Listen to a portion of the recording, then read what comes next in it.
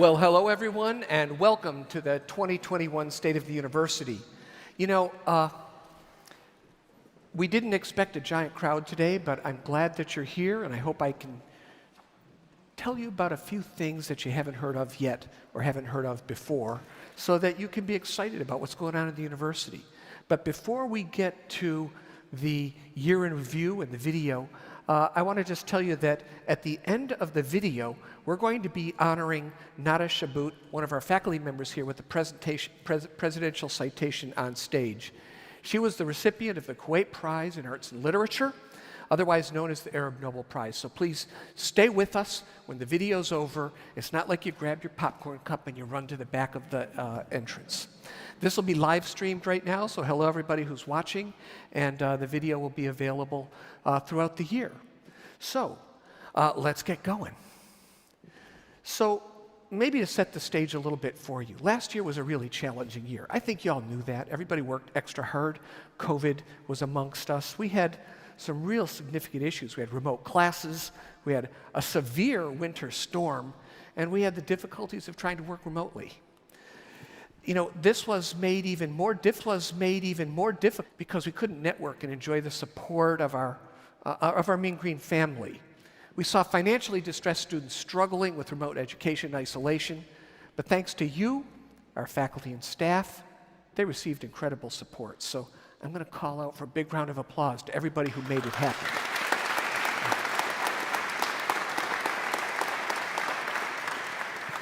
You know, I'm especially thankful to those who were here face-to-face with our students. I know it was daunting for some of you, but you know what? We came through it.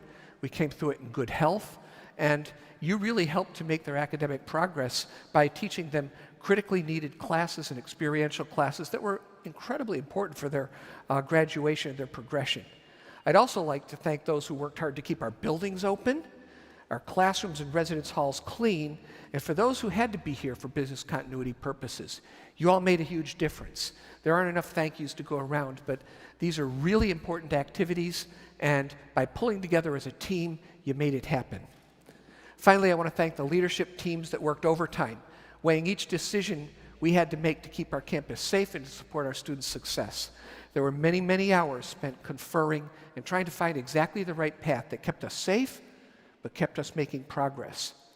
And boy, did we ever make some progress. Now, building off the 4% growth of enrollment that we saw way back before COVID in the fall of 2019, and the 4% increase we saw in enrollment in 2020, we thought we were going to have an enrollment failure with COVID. We didn't know what was going to happen, but we got a 4% increase. You know, this caused our enrollment management team to go, what do we do next? We've had 2 years of 4% growth. Boy, we've got remote education a little bit, and you know, there's some face-to-face classes. Are we going to be able to make it through? And so through the year, our enrollment management team worked really hard, and they continued to work hard through this summer and up to the beginning of this semester. And this year, we continued the trend in enrollment, growing another 4.2% and topping 42,300 students.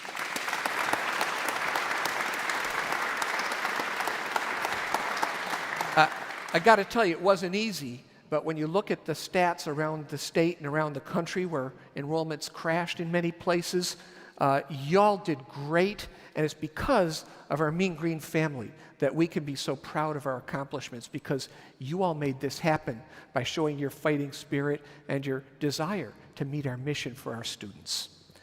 So this fall, as a result, we admitted our largest ever freshman class. And while transfers were flat, and I'm a little worried about that because transfer community college enrollment around the state has fallen pretty dramatically, we saw an increase in continuing students, and that bodes well for the future. And maybe retention's going to start to return with in-person instruction. Finally, we had an eye-popping 23% in graduate students, with 40% increases in our master's students, fueled by surging international enrollment and increased domestic enrollment. This is an amazing feat because across the country, international enrollment fell, for the most part, dramatically last year. So, what's that mean? Our graduate population is now over 9,700 students, and that's about 22% of our total student population. So, when you're walking through our campus, about 1 out of 4 students is now a graduate student. This exceeds our strategic plan target of 2025.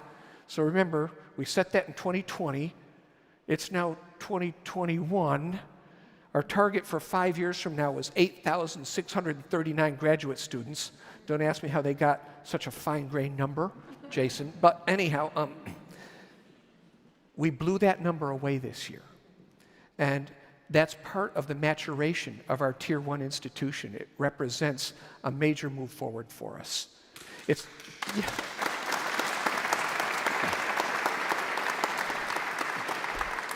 I love the clapping. I want you to know that's not a plant, okay? It's also important to note that our Frisco enrollment is really now contributing significantly to our overall growth, part of our long-range strategy to be in one of the booming areas. And I thank our friends from Frisco who are here with us today. As we grow and become increasingly diverse, and as one of 16 Tier 1 Hispanic-serving institutions in the country, we're increasingly focused on being more inclusive and equitable. In fact, our Office of Diversity is now called IDEA, Inclusion, Diversity, Equity, and Access. So I guess that's a bright idea they had. Oh, that was bad. That was like kind of a dad joke, wasn't it? And we look forward to them to continue to help us move forward with several exciting initiatives. So we're in the planning stages for building a new freestanding multicultural center. It's going to be a cultural watering hole that allows people to come and share common experiences and feel bonded to their institutions so that they feel great about their experience here at the university. This year, we're also going to begin embedding a better understanding of diversity and equity into our curriculum. And it's critical that we do this because our students need to understand how to get along in a multicultural marketplace. We've also focused on implicit bias training to do better when we hire. And of course, we continue to be concerned with building a better culture through multiple training opportunities in all of our vice presidential areas. Now, while we had a great year last year, and the numbers show it, we had some real challenges. Freshman retention fell significantly last year as we saw the impacts of COVID. We hope to see retention rebound this year as we return to face-to-face instruction and events. But the combination of financial stress and remote education hit hard across the country. And some of our freshmen decided they weren't going to persist this year. And we hope that this year we reverse that trend and see a return to what we really want, which is strong and robust retention. I'll just say in about a 4-year period, we went from somewhere around 75% first time in college retention to 82%. Remarkable numbers. And now we're back to about 78. So we're going to flip those numbers and keep moving retention. But of course, during this incredibly unique time, we have to expect the unexpected and then work hard to make sure that we're counteracting it.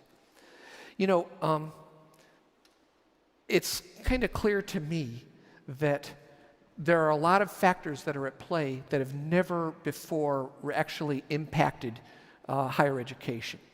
And I guess I'll say welcome to the real world. We're now solving problems in real time.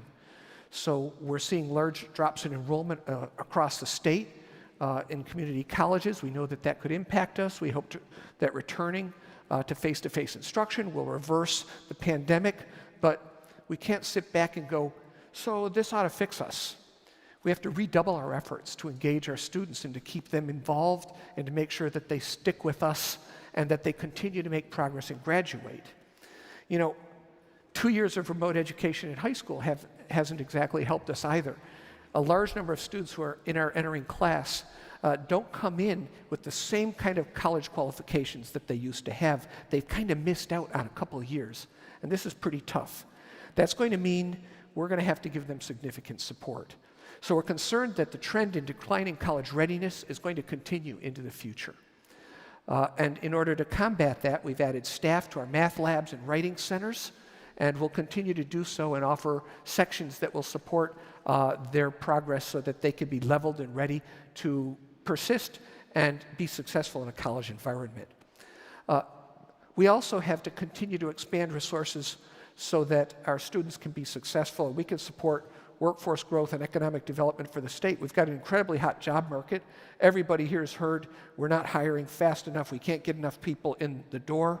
It's important for us to make sure that we're giving people the education they need, the career training they need, that they're graduating, and that they're able to engage the market and make sure that the North Texas economy and beyond stays strong. Now, not only has enrollment been strong, but our graduation numbers continue to soar to all-time highs. This year, over 10,500 students graduated from the University of North Texas to go out onto the market. That's an incredible statistic.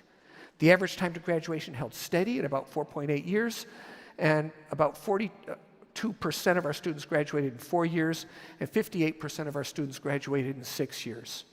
So while retention of freshmen fell as we struggled with remote education, a key factor to helping our students stay in school has been the federal funds that we gave out. I think most of you are familiar with the Higher Education Emergency Relief Funds. We call them HERF. There was HERF 1, 2, and 3. And those HERF funds provided direct aid to students in the form of grants and aid. No obligations, no strings. Here you go. Please stay in college. If you were enrolled, you got money. We made over, and this number has grown since I prepared this talk, but I don't know the exact number. So I'll tell you what we had about a month ago.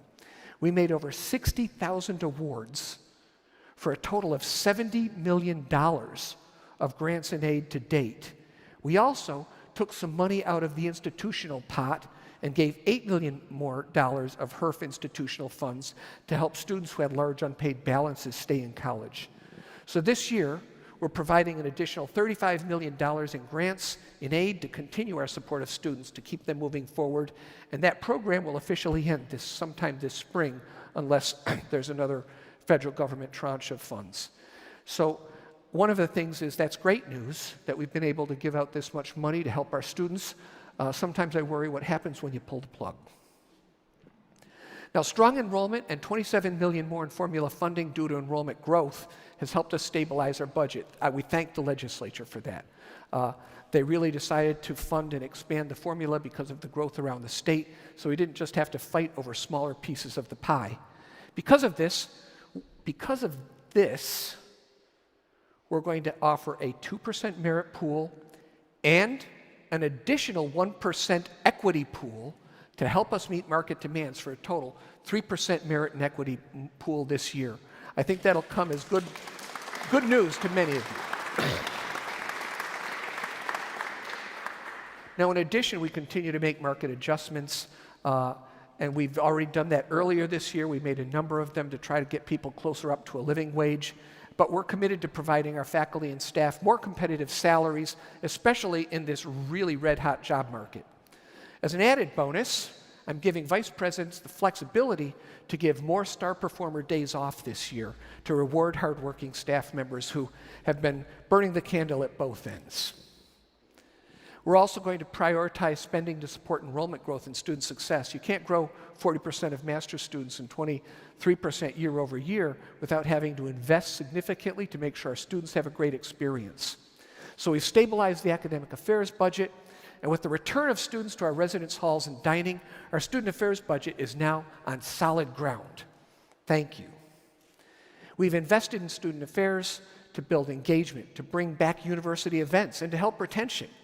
Major initiatives that I love include launching our First Generation Success Center, which is going to make a big difference for the populations that are coming into the institution, and our Center for Counseling Diverse Populations. I mean, this just makes sense, right? As we become more first gen and more diverse and welcome more students to our campus, the need to support them, to ease their transitions into college, and to help them cope with the challenges they're facing is a top priority for us. These two new centers will support our students and demonstrate in a very material way how UNT is a caring community.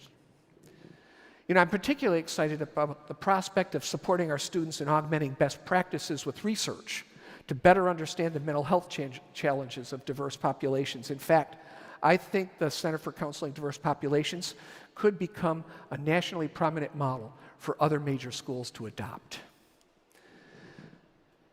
In addition to supporting faculty, staff, personnel, pay raises with the revenues from enrollment growth, last year we decided to take advantage of low construction costs, and we began a new academic building in Frisco.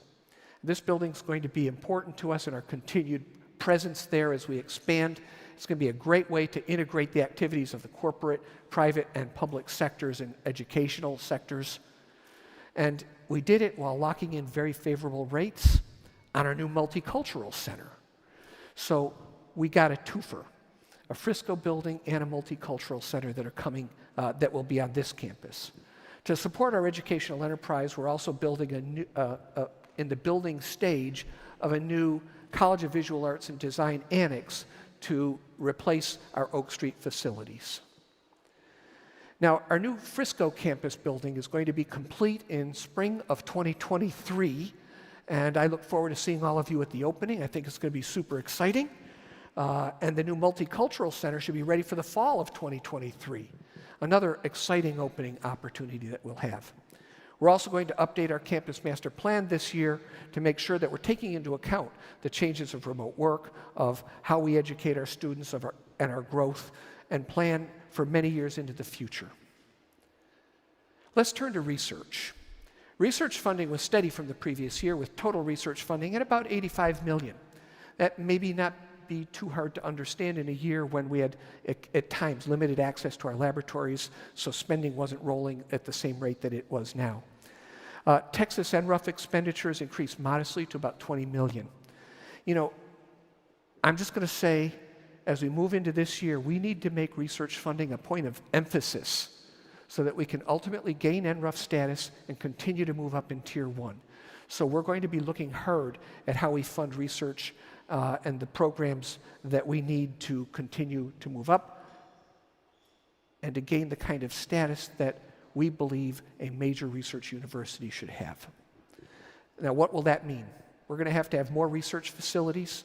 I hope that we can get a new science and technology building, renovation of existing spaces that no longer perform well. We need additional research faculty who are bringing in federal funding, and we need to continue to focus on PhD student production, which is what really drove us up into the mid-ranks of Tier 1. As we became Carnegie Tier 1 institution in 2015. We continue to move up based off that strong PhD production. Way back when, we offered 100 new PhD lines, which was a real major move for us. This year, 3 more of our faculty have also won NSF Career Awards. Now, I don't know a lot of you, this is kind of inside baseball.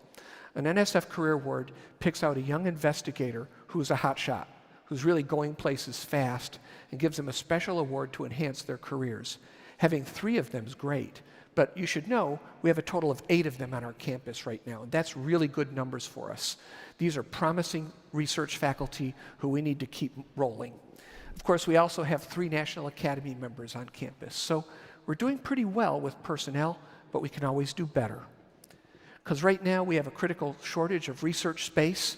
So of course our highest legislative priority in the special session that's happening right now is for a new science and technology building tuition revenue bond. I don't know if it'll happen, but we've got our team lined up and we're pushing hard, and with a little luck, we'll be able to bring a new building to the campus. We'll also be putting up a new vivarium preceding a major renovation to our science research building. We need the science research building to be fully functional to provide expanded space for the young investigators that we were bringing in and the people who are really well funded who have expanding research needs. You know, we've done a great job also with tech transfer. When I got here, do you know how many licenses we were generating on an average yearly basis? This many. 0. But over time, and with the help of our VPR and our commercialization group, this year we had 45 patents and 35 licenses issued. That's really signal progress. And by the way, there's a big takeaway here. That means licensing revenues are soaring for us, another additional revenue path that can help us if we can keep on this innovation path. Last year was also, okay, we're switching gears again. It's time to talk about Mean Green Athletics. Now, after last week's football game, I was a little depressed, but then I just thought back over the year. And what did we do last year in Mean Green Athletics? We had record graduation rates, which is important. These are student athletes. We had 3 team conference championships. We had 2 individual conference champions. And we built a brand new donor-supported golf center. I know several of you were there for the Bruzzy Golf Center opening, and it's an awesome facility that will help us continue the trend with our indoor practice facility, our track and soccer complex, and many of the other renovations that we've made to improve our facilities so that we can be competitive in the top ranks of universities. But what was the cherry on top of the sundae last year? I think you know. A win over Purdue in the first round of the NC2A tournament.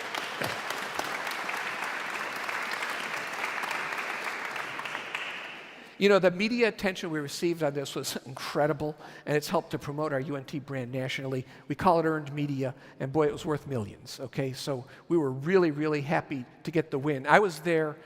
Ren and I cheered so loud that we both lost our voices, okay? So it was a great time.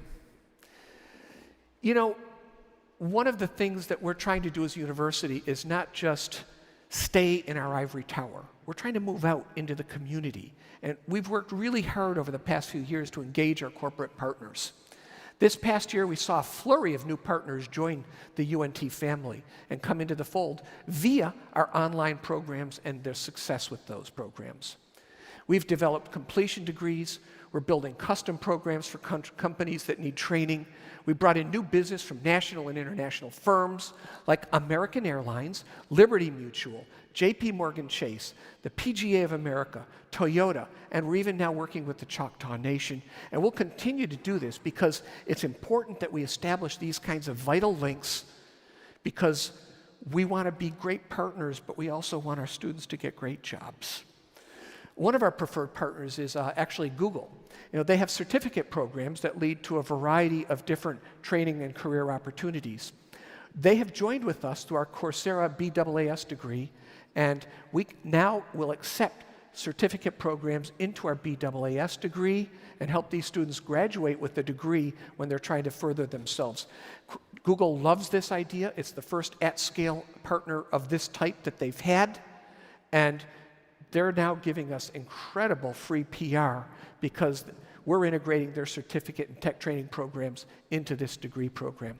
I'm really excited about this partnership. Google's a nice name to attach to. Now, while we're doing well in offering educational programming and certificates to these companies, we want to get more deeply involved in research with our partners, like we do with the Dallas Cowboys. The Dallas Cowboys are actually teaching actively in our programs, and they're involved in our sport management and entertainment program. And as a result, we're seeing students come into internships, getting great firsthand experiences, even hearing from the Jones family. I mean, this is amazing. So we're now going to really work to get expanded partnerships by gaining internships for our students and embedding corporate support for curriculum development, just like the model we have with our preferred partner, the Cowboys. This is a path of the future for us, especially out in Frisco. Like the programs we're developing in Frisco and beyond will help us to become preferred providers, not only for educational programs, but for student internships and employment opportunities for all of our corporate partners. I think this is going to be a real boon to us. But to do this, we have to make sure our students are prepared to enter a really competitive job market. And these are really top-notch companies. You know, they don't take just anybody. They want to see that people have been through programs that mean something to them, that they've learned corporate culture, maybe they've had an internship experience, and that they have the content skills, and maybe even more importantly, the soft skills that they need. So, we're going to have a career center and counseling that can leverage these relationships and help our students be professionally prepared. That leads us directly to this year's focused planning goals around career and professional development. So let's now turn to the State of the University video, because this is going out everywhere, guys, and I think it's going to be big. I hear Harrison Keller, the head of THECB, is talking about this a lot, and I think we're the leaders in the state around this. Let's see this video and see what's in store for us next year in our focused strategic planning effort. Roll the video. Hello, everyone. I hope you're doing well as the semester begins, and thanks for taking some time to hear about our latest strategic focus. We've talked a great deal about student success over the past 5 years, focusing on retention, engagement, and most recently, affordability. Collectively, these planning initiatives have created a more engaging campus experience, have significantly improved retention, shortened the time to graduation, and will help students stay in school who struggle financially while limiting their debt. We've been working hard to decrease student debt across the years, and I expect that the distribution of over $70 million in federal funds in the past 2 years will help students who lost their jobs stay enrolled and move ahead. But we are truly in strange times. COVID and its impacts on our students and their families have created a clouded future.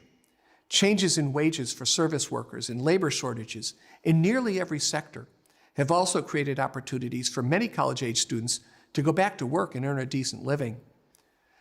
Despite the fact that we know beyond a shadow of a doubt that college graduates will earn more and go further, there's a growing sentiment that a college education may not be the golden ticket it once was. And news stories of graduates saddled with crushing debt have raised the question about whether it's worth going to college. In brief, students and their parents are asking, is the career outcome I get when I graduate worth going into debt for?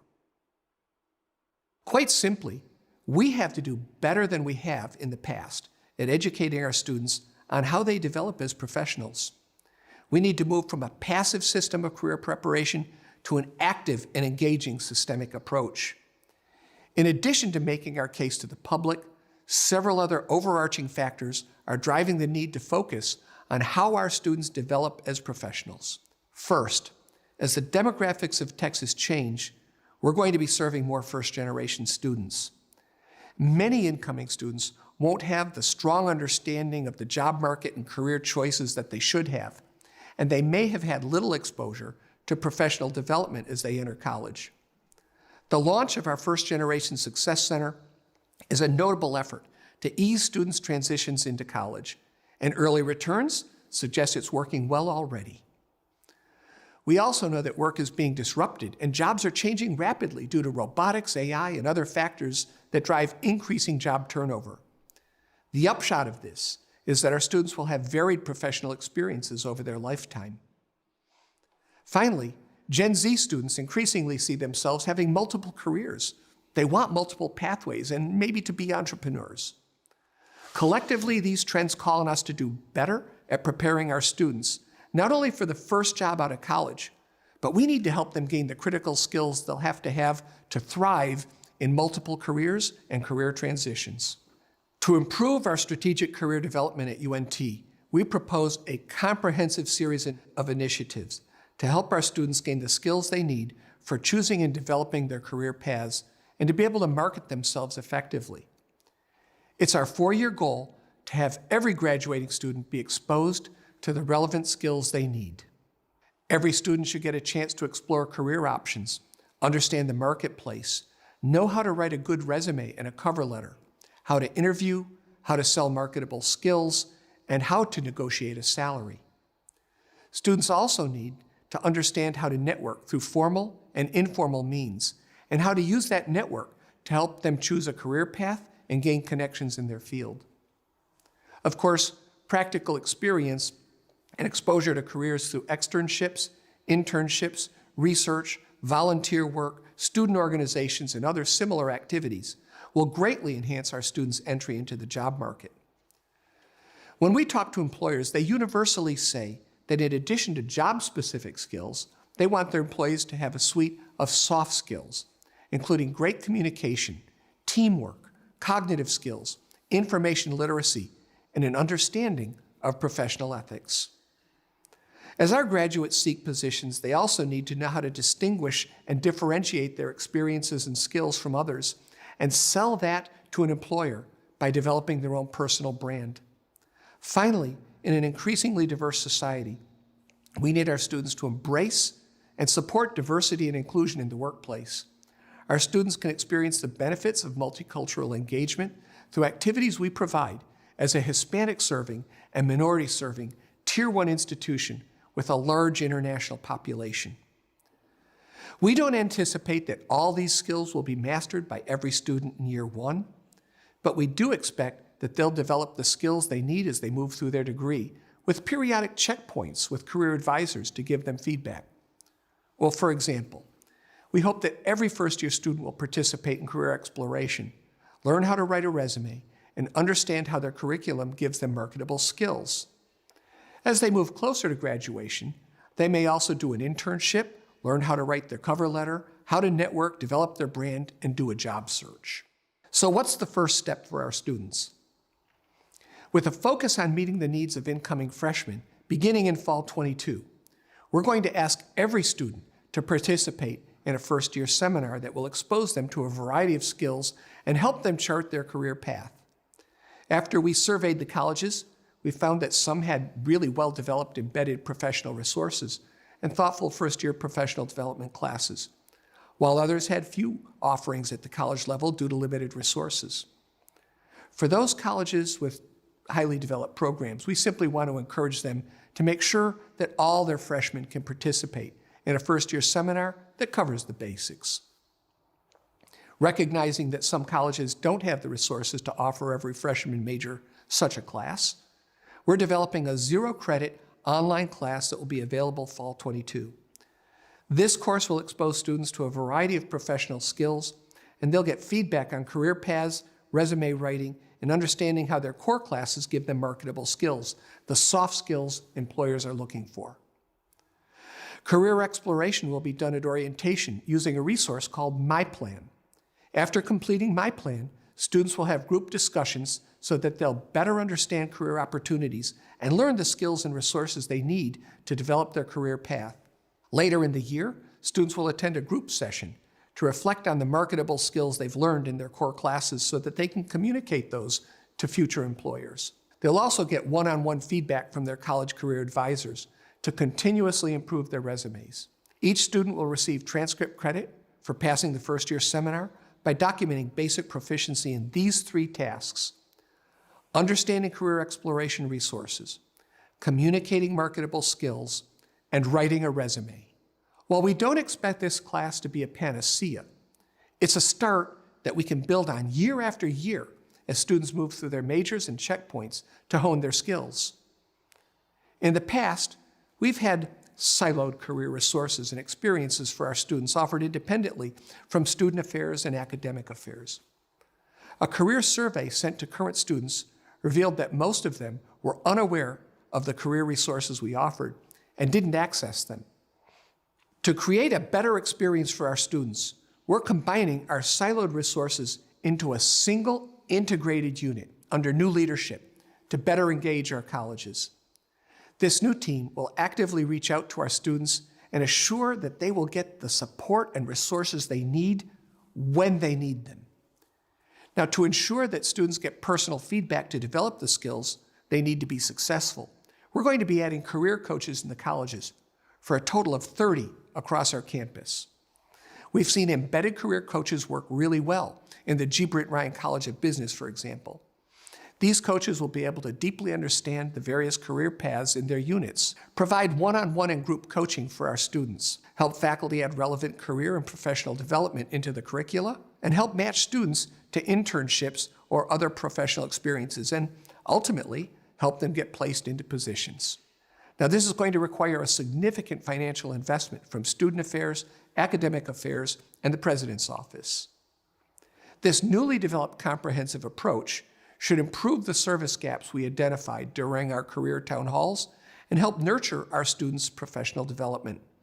While students are selecting majors and trying to figure out career paths, it's important that they get to hear from professionals in the fields they're considering entering, and that they can network to expand their career horizons, ask questions, and of course, get mentored when they find the right person to provide support.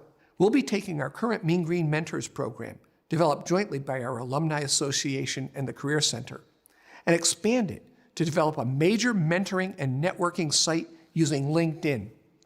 It makes sense to use LinkedIn because it's a commonly used networking, learning, and job search engine. Using it effectively is a skill we want our students to have. Now, while we love it when alumni and professionals from different sectors come to campus and talk with our students, Well, not everyone can take the time to travel. LinkedIn gives alumni a chance to interact with our students, answer their questions, help them with career choices, and maybe even land a job.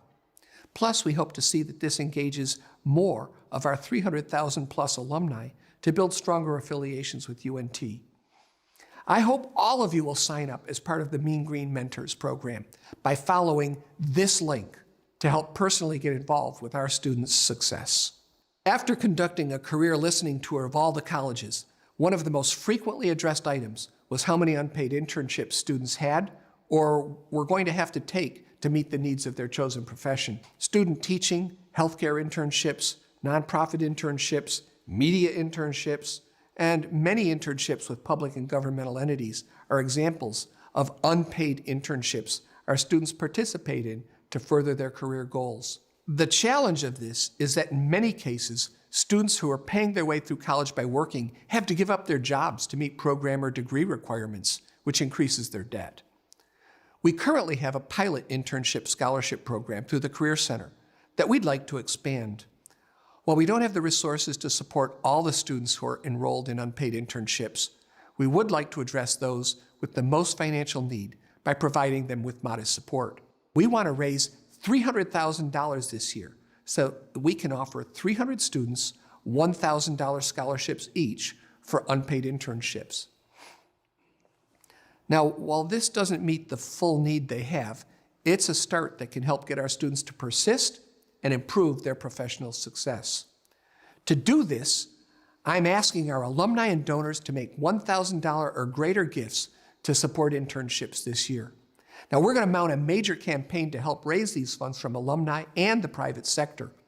But if you'd like to donate now, and I really encourage you to donate now, please go to the following link.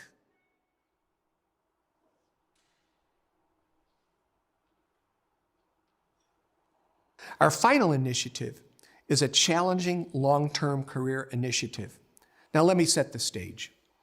By 2030, we estimate that over 75 million workers will face career transitions every year. And the mix of remote and in-person work is already changing. We need to acknowledge the way that work is changing, and it's changing rapidly. Many in the workforce are going to be able to work virtually from anywhere and get jobs in any part of the country. COVID has accelerated this dramatic shift, and we're going to see workplaces changing because of business automation, e-commerce, and other technological disruptions. If our students' skills don't keep pace with the changing market, they're going to be left behind. In addition to these changes, many of our Gen Z students no longer think of themselves as working only one career in a lifetime, and increasingly, they seek positions where they can wear many hats. The disrupted future of work and preferences of Gen Z are at odds with how universities educate students in our degree-bound model that emphasizes learning in single content areas. Instead, our students need to understand how to navigate a changing job market and position themselves to be successful in multiple careers. The skills they need are an extended set of the basic competencies and understandings that I mentioned at the beginning of this presentation. Certainly, our students need to have strong soft skills. They're going to need to reskill and upskill multiple times in their life, and they'll have to have a high level of digital fluency. They're also going to have to understand how to remarket themselves using their personal brands. To embed these understandings in our students' college experience and help them move across departmental silos to gain the skills they need, we have to better understand the future of work and what that future requires of us as we prepare students for their careers. Now, we have some good examples already that can help us envision a higher education model that meets our students' multifaceted career trajectories. Our integrative studies degree is growing in popularity, and it's a great example of how students want to create degree plans from several areas. More importantly, it shows our students' desire to gain skills from several different areas as chosen by them instead of a unitary focused degree choice. Our cohort program at Frisco integrates market-driven skills and experiences such as creative design and data analytics into a project-based program that utilizes the application of just-in-time knowledge instead of the traditional just-in-case education model. The responses of students and employers to this program have been terrific. We hope to roll out some of these project-based learning courses as electives on the Denton campus for our students to experience the future of work and create their own unique path while they're at UNT. But this is just a start. Over the next year, we're going to investigate and apply best practice models for educational paradigms that better meet the career futures of Gen Z. This is a long-range but important project as we acknowledge the changes our current students will see in a volatile job market in the years to come. We started developing these initiatives through a listening tour of advisors, the colleges, and relevant staff units. We also scanned the higher education landscape to see what best practices looked like across the country. While we found elements of these ideas in different schools, we couldn't find a holistic, integrated approach anywhere in the nation. As we implement these initiatives and evolve them over the next 4 years, we will become a national model for how we support our students' career aspirations and professional development. Of course, we feel that this will show the value of a UNT education and help us realize our mission.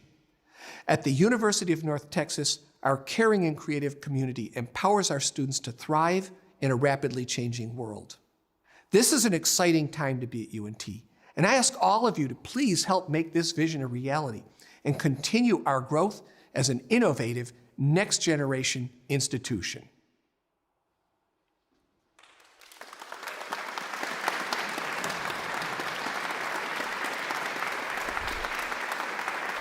You know, it's funny,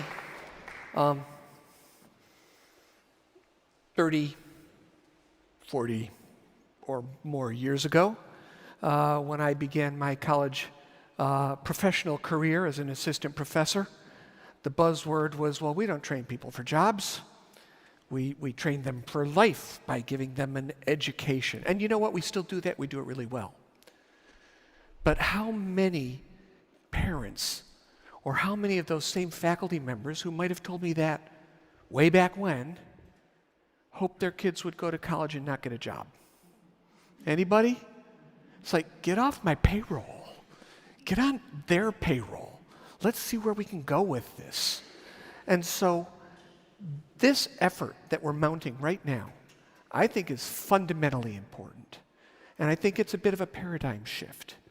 And while I know there's increased pressure across the country, I don't know anyone who's trying to look at it systematically to see how far we can go and how much we can help and how much better our students will do if they get this type of training. It doesn't have to, we don't have to throw the baby out with the bathwater here.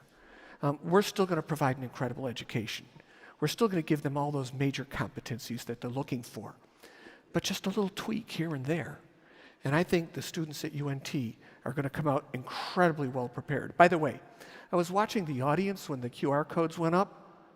Either you were really polite and you didn't want to get your phone out, or you just don't know how to use QR codes. So we're going to have to start first with you push the camera button, you scan the code, you go to the website, and then you make a giant donation. I mean, how hard is that? Come on. All right. Well, I won't harangue you on that anymore. We've got a special ending for today, and I'd like to invite Nada and anybody from her entourage who might want to come up on the stage.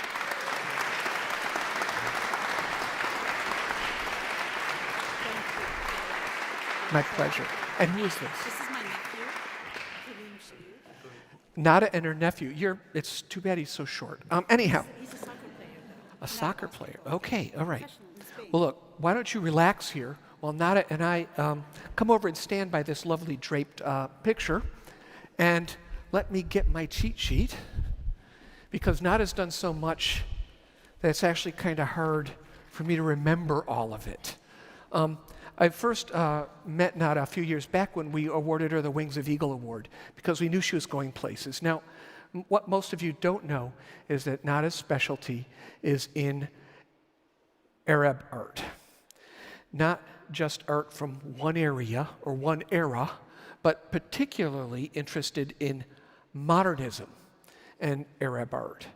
And a lot of people think modernism happened because of, maybe the Impressionist movement, which led to the Neo-Impressionists, which led to, I'm not an art historian, so just let me butcher this for a while. We've got the Picassos, and as Nada points out, well, Picasso was Spanish, and the Spanish culture was heavily influenced by the Arab culture, and this was happening all around the world. And so while people often have, I think, very uninformed and parochial views of art, what Nada's done is she's opened the oyster up, and she's allowed us to look in much more detail at what's really happened in the Middle East, and especially in terms of the culture and creativity and the vitality of cultures that help us to understand that Middle Eastern culture is not one-dimensional, but it's polydimensional, and it's really, really interesting. Now, I could read all this about the Modern Art Iraq Archive and the Middle East Islamic Art and Global Contemporary and American Academy Research Institute and Fulbright Fellowships and award after award after award, and they're phenomenal. But I think what really matters is she can begin through art and art history to change the hearts of people and to change the understanding of cultures and to make us understand that there's deeper expressions and there's deeper ways we can communicate. And that is really incredible. So, Nada, I know I didn't get it all technically right, but I gotta say, I'm just so impressed. And for her work, she received the Kuwait Prize for Arts and Literature from the Kuwait Foundation for the Advancement of Sciences, which has been considered the pinnacle of Arab research and is called the Arab Nobel Prize. And so we gave you the Wings of Eagle first. I know that launched your flight to the Arab Nobel Prize, but now let me recognize this achievement with a presidential citation.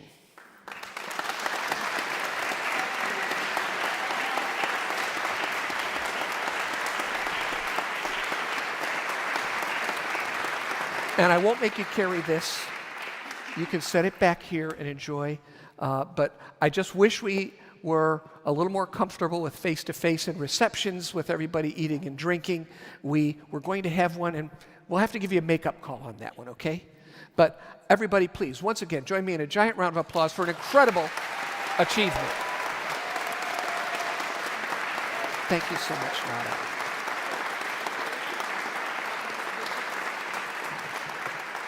And a little extra something for you, okay? So thank you so much. And with that, we conclude our ceremonies on a real high note. And I hope to get feedback from you on our new plans and, of course, your support, help, and engagement on our campus to make our mission more possible and to build and lift the lives of our students. Thank you all, and go Mean Green. Thank you. A pleasure.